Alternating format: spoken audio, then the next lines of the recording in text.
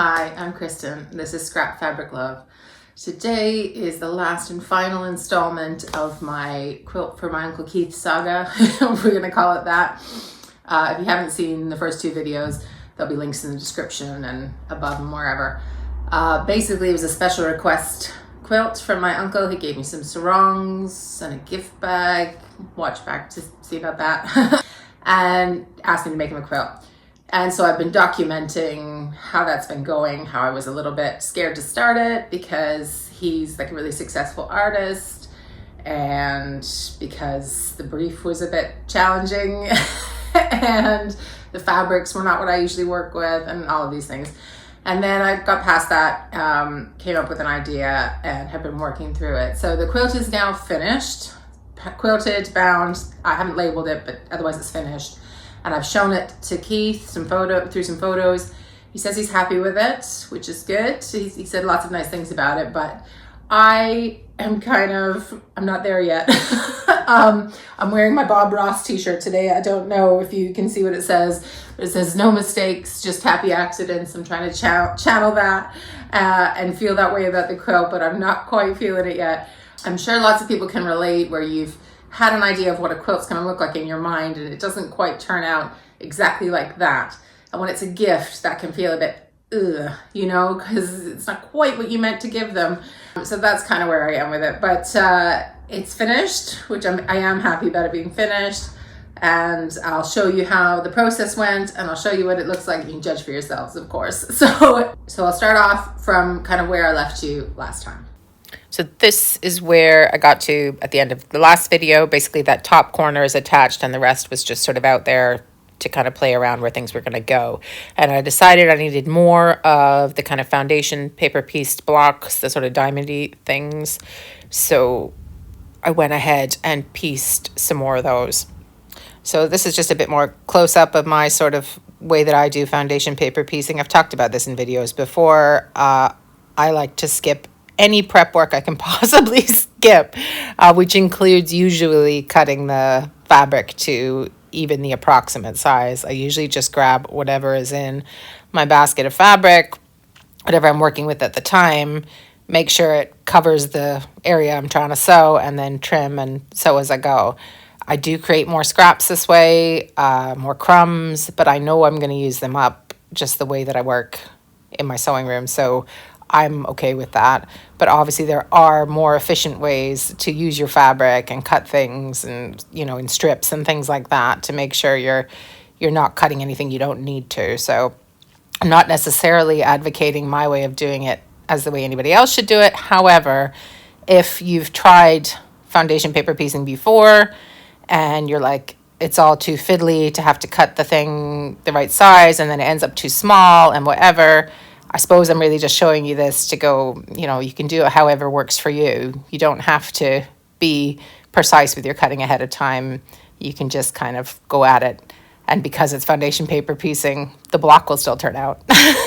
Anyway, after all of that, I started making more strips and kind of laying them out, trying to figure out how they were going to work in those quadrants. I think at this point I'd attached the top two, so I'm just working on the bottom two here. I had actually thought that sort of Y seam in the middle where the quadrants meet was going to be the most challenging part, but really it was getting these strips all kind of with the angle right to meet the diamond in the middle kind of thing. Anyway, so I made quite a lot of strips and I made them really long. I don't know what I was thinking, so I did end up chopping a lot of the bottom of these strips off. So I have a bunch of pieced bits, which I don't know, maybe Keith's going to get some cushions for Christmas. I'm not sure.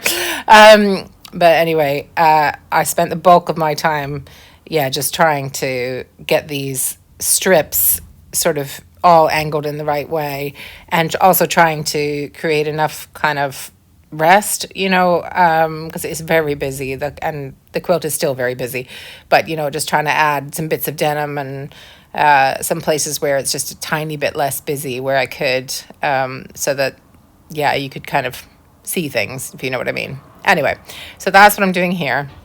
So then it's just a case of trying to line up those quadrants with the diamond. So I took them and just kind of like laid the scraggly edges behind and cut them. I didn't know how to deal with the 1/4 inch seam thing, so I was just like, well, they're both going to have a 1/4 inch seam. So anyway, and the fabric is all stretching because it's all cut on a, cut on the angle and stuff. So that's how I decided to go about that. And that was all fine. I got it joined really without too much problem. Then it was a case of trying to square it up and deal with the whole border issue. You guys gave me some great suggestions for whether I should extend the strips or do border. Most people were saying just have that grunge border. In retrospect, I should have put more grunge on the side. That thin border didn't help me in the end. And I did end up putting more of a thick grunge border on the top and the bottom. So at this point, I was getting frustrated because I was trying to measure, I was trying to square it up, and I still had these wavy lines at the bottom and the top because there was no straight lines anywhere. So I took a break and I started working on the backing. So this is me just trimming it up. Again, loads of great suggestions, a lot of which I really liked. Even some of the really complicated ideas, I was like, that'd be really cool. But in the end, I decided to go with the kind of framing it out, which is what I think most people said. So I put the grunge, the purpley grunge around it first, and then I played with all sorts of fabrics. I thought that lilac would be a great idea because there is a kind of lilac in that red sarong print, but in the end, I hated it. And I took that apart, and I just used it, ended up using that dark blue that you see underneath there. So you'll see that at the end. After I'd gotten over with my frustration with the quilt top and added some bordering on the bottom and the top, I went ahead, got it loaded on the long arm, and just started quilting. So I was doing, we're going to call it straight line quilting, but it's not straight lines because the quilt's not straight lines. Everything is a little bit skew-if, a little bit off because, we started with the diamond. We've got all these different fabrics. I'm stretching it on the long arm. So it's sort of like matchstick quilting, except it's not quite, they're not all quite that close together. I'm doing kind of random distances apart for these lines. And I went over the whole quilt first with purple thread because, yes, this background fabric is purple. I know it reads brown, but it's purple. So these are the threads I chose. The green went on the back in the bobbin, and I didn't end up using those blues. But I did use the sort of yellowy gold and the maroon color on the top later on after the purple was all done. So the first half of the quilt, this kind of quilting was going fine. Basically, I was having to use my fingers, as you can see me doing, to kind of ease out a bit of bulkiness in places and try and get it not to pucker. I did find one issue here where the red fabric had kind of split. It's a little bit thinner, that sarong, than the other ones. So in the end, I just put a patch of the grunge on top and quilted over it. So there were little things like that I was having to deal with, but mostly it was going all right until I got maybe to about halfway through the quilt. And then, that sort of bulkiness and the stretching and stuff kind of began to show what was happening. So because I hadn't squared the quilt up perfectly, because I never do, I've got this happening. So one side is dragging way further down and stretching away, so it doesn't look like a rectangle anymore. It looks like a rectangle with a little thing off the end. Does this look familiar? It does to me. I've had the same issue with a couple of other quilts, notably my low volume quilt, if you've seen that video. And it didn't matter with that one because there was, no straight lines in it. It's all low volume crumbs, and so it didn't matter. For this one, though, I was starting to get frustrated at this point. And you can also see, if you're watching closely here, there's like places where it is puckering up here at the top. You'll see it just about soon. Well, maybe you just about saw it now. I have sped it up because this is too much footage really to be watching. Anywho, but I had to make decisions when I was quilting at this last third of the quilt about where I was going to put the bits that were getting stretched and were just causing issues. So I had to almost choose places where there was going to be a pucker, and I would just quilt over it. So I chose kind of the busier fabrics, like that, the maroon one at the top with the flowers on it, that strip right there we just passed. That's kind of where I decided to put what I couldn't flatten out with my hand as I was going on. And actually, I don't think it looks too bad once I've added, because I'm going to go over this quilt again with the 2 other thread colors. So there's going to be a lot more lines. So anyway, but I could see it was going badly. Look at that, right? So it's going off. So those lines are not going to be straight. So this is the bit of the quilt I'm not that happy with.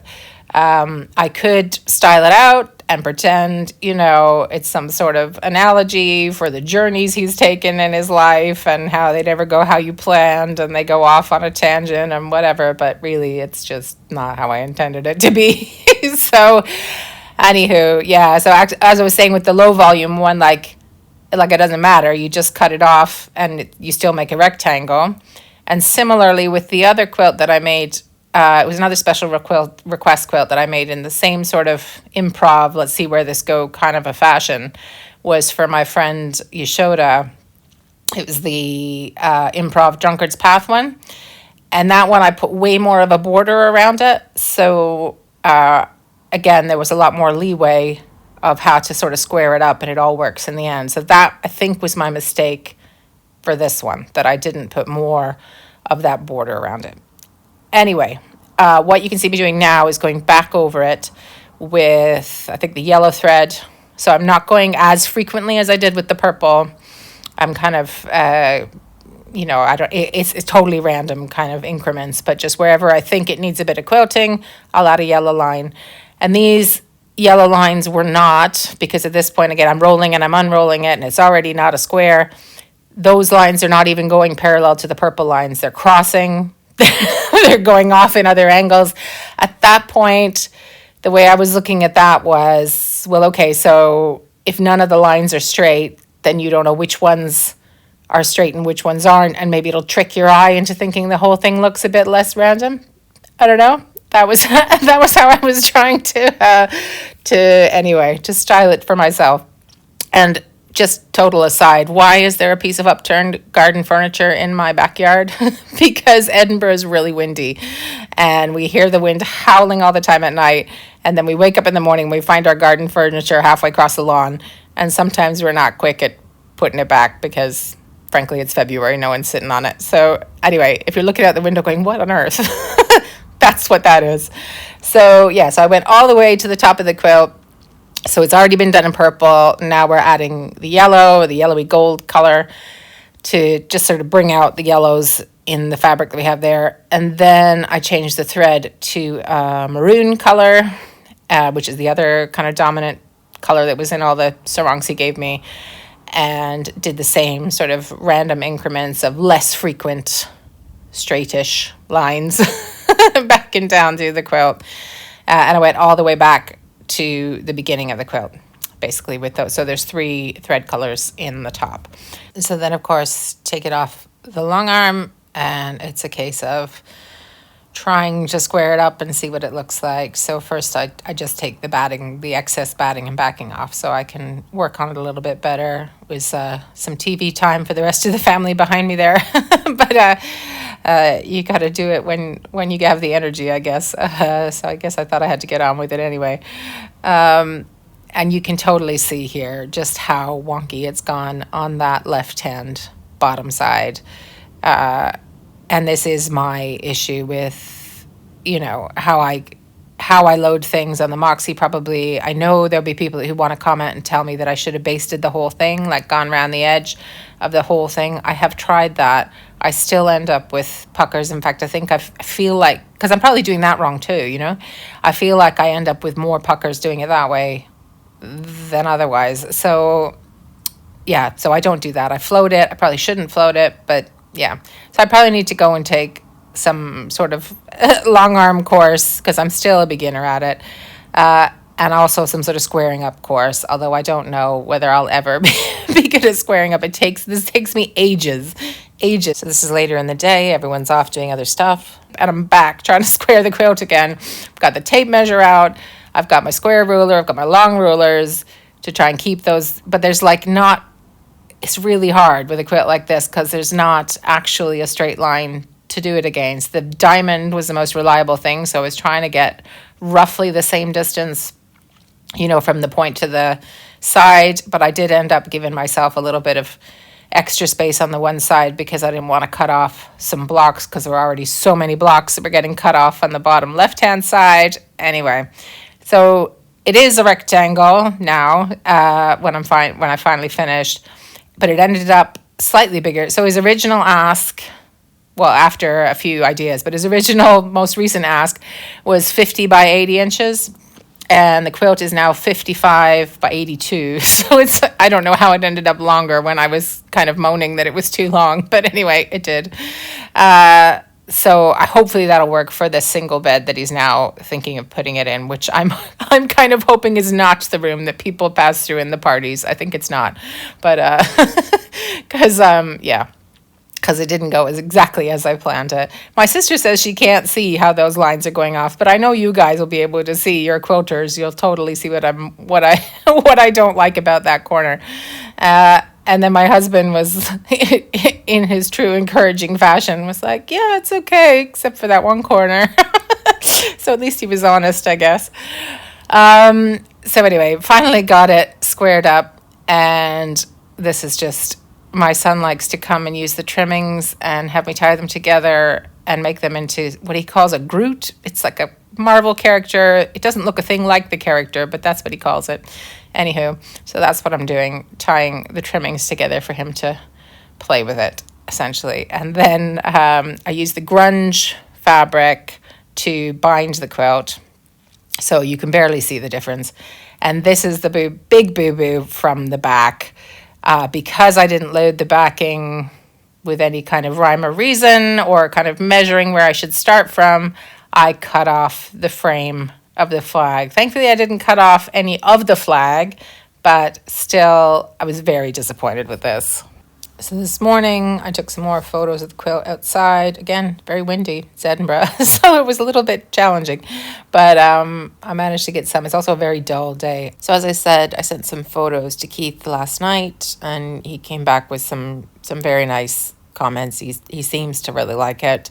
Obviously, that's not going to stop me being critical of it, but the things I do like that I think worked well was the different colored threads. I don't know how well that's coming up on the video camera, to be honest, but the purple thread really does blend in with what is purple background fabric, whether you can see it or not.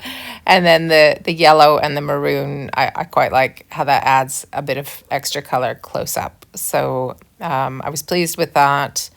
And there are sections of the quilt that I quite like. It's just that one corner going off to the side where it's just not what I meant to do. Maybe that's postmodern, ironic. I don't know. Probably not. It's just a mistake. But yeah, these things happen, and I do have extra fabric left over. So if I feel that bad about it in the future, I could make him another quilt, simpler one, or make him some cushions, like I said. And here's another view of the back with the unfortunate cut off side. I'm wincing every time I look at it. I do like the way the quilt looks kind of thrown again over a chair or a sofa or something like that, more kind of crumpled up where you can just see bits of it at a time. So maybe he'll change his mind about having it on the single bed and have it on a sofa where you don't see the whole thing laying out at once. So I hope you enjoyed watching how it all came together. I would say let me know what you think of the quilt, but I don't know if I want to know if you hate it. Yeah, I guess the main thing is he says he likes it, and I do know that the key point of the whole exercise was a point of connection between us. He knows I enjoy quilting. He happened to have a whole bunch of fabrics that he bought and had, and so he asked me to make him a quilt, and it's kind of a way of bringing us closer together. So I really appreciate that aspect of it. That's something I think some of us do lose sight of with quilts like these, where we think the person really wants the object. They really want the quilt. Whereas I'm not sure that's always the case. Even if they're asking you for, a pink bunny quilt or whatever, it isn't necessarily all about they need that bunny quilt as much as maybe they want to give you something to enjoy making for them because they know that makes you happy. So sometimes these special request quilts can be stressful, but it's more stressful if you sort of put extra, or I'm talking to myself here, right?